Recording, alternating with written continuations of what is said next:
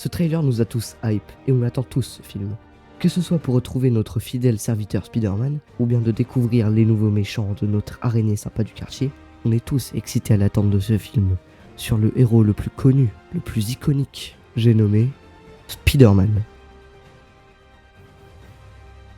Il est l'un des héros les plus appréciés de tout le monde, donc pour nous faire attendre, je vais faire une nouvelle affiche à ce film, le film qui me donne le plus envie de voir en cette année 2026. Bon visionnage.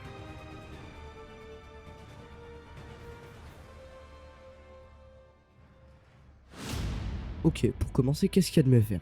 Moi, j'ai fait à l'arrache. Et oui, j'ai mis. C'est pas ouf. Je sais, c'est idiot. Mais j'ai commencé comme ça, donc pas grave. Pour commencer, je suis allé sur Sketchfab pour nous trouver Spider-Man, parce que je ne sais pas modéliser en 3D. Après avoir téléchargé mon modèle, j'ai importé dans Blender. J'ai mis à l'échelle, puis j'ai mis des textures. Je vais vous passer ça parce que c'est un peu chiant. Donc pour le moment, je vais vous demander de liker, de booster la vidéo, et de vous abonner si mon contenu vous intéresse. On peut continuer.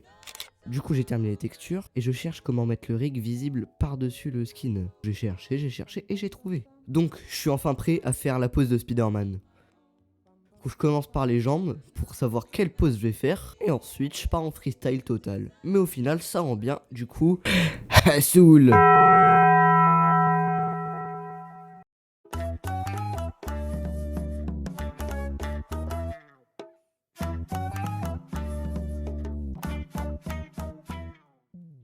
Ok, maintenant que la pose est terminée, il faut donner de la forme, de la puissance. Il faut qu'on ressente le mouvement, voyons donc. Donc je vais aller dans cette sombre partie de Blender.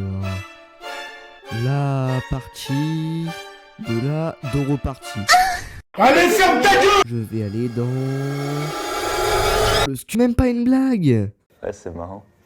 Ok, peut-être que je vais vous apprendre un truc. Quand on voit pas, on peut modifier. Et cette technique, elle est utilisée dans plein de films d'animation, parce qu'elle permet de cacher des trucs, aider la perspective, rendre le tout plus homogène, plus beau, plus sexy.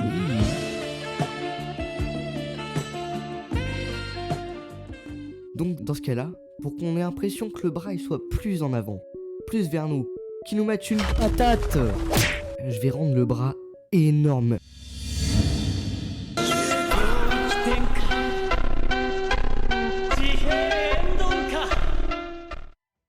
Mais bon, juste avant d'aller dans le sculpt mode, je vais étirer son bras avec le rig pour que ce soit déjà un peu étendu. Ok, maintenant que ça c'est fait, je vais aller dans le sculpt mode. Et dans le sculpt mode, je vais grossir le bras.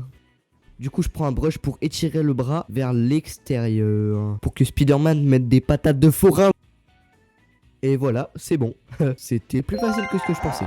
Mais après, je trouve que le torse est un peu plat. C'est une feuille. Donc, je vais lui bomber son torse. Comment ça, pas mal les bzaises? Ok, c'est bon. Youpi! Et là, on a un Spider-Man plus beau que jamais. Maintenant que ça c'est fait, je vais faire l'éclairage. Alors, pour l'éclairage, il y a deux étapes. Première étape, mettre le HDRI. Attends, je veux la def du HDRI. C'est quoi la def? Height Dynamic Range Image.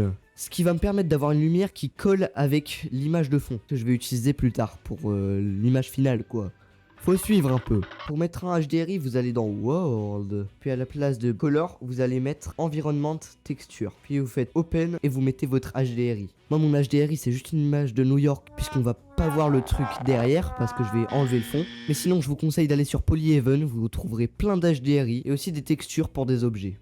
Ok, maintenant que ça c'est fait, on va mettre les lumières. Je mets la lumière soleil, pour que Spider-Man soit bien éclairé. Je place le soleil, je le mets sur Spider-Man. Je change l'intensité de la lumière et la couleur. Et puisque j'ai fait des miniatures Fortnite, j'ai acquis quelques petites techniques, je sais pas si elles marchent très bien. Derrière, je mets une plaque lumineuse qui s'appelle Aera, qui s'appelle Area si vous avez votre Blender en anglais. Je l'agrandis, j'augmente l'intensité de la lumière et ça fait un contour blanc qui rend le truc plutôt pas mal moi je trouve. Mais après vous faites comme vous voulez. Ok, maintenant que ça c'est fait, je fais mes réglages pour le rendu et je rends mon image.